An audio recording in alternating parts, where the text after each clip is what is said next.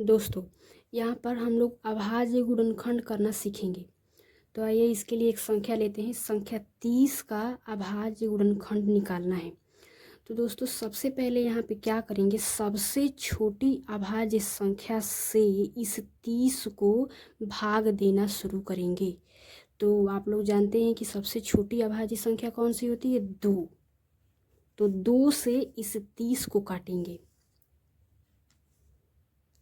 तो 2 एकम 2, 2 पंचे 10। अब दोस्तों जब तक 2 से अगर कटता रहेगा तब तक 2 से काटेंगे। तो दोस्तों ये 15 जो है 2 से पूर्ण रूप से कट नहीं पाएगा, पूर्ण रूप से विभाजित नहीं हो पाएगा। तो अब अगली अभाज्य संख्या लेंगे।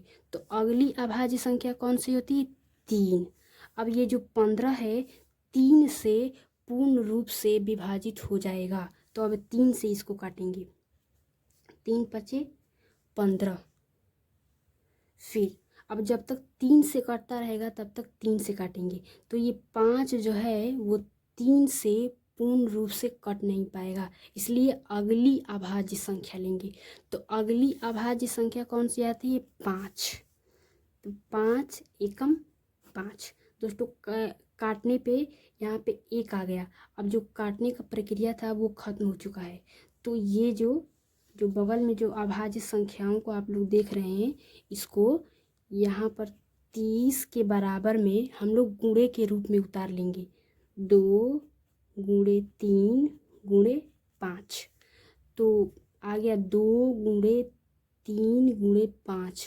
ये 2 गुणे 3 गुणे 5 जो हैं इस 30 के अभाज्य गुणनखंड हैं।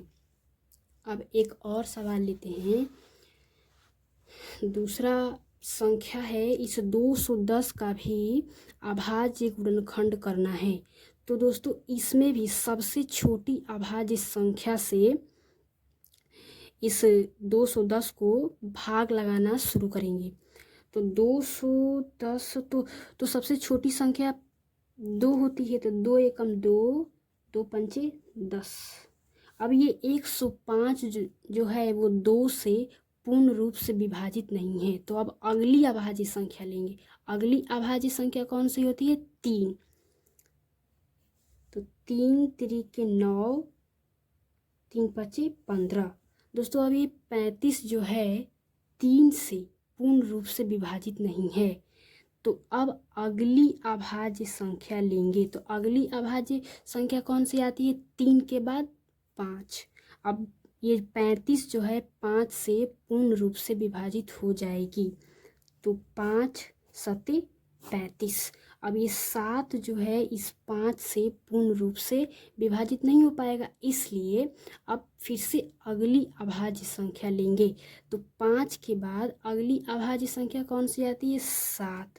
तो 7 एकम 7।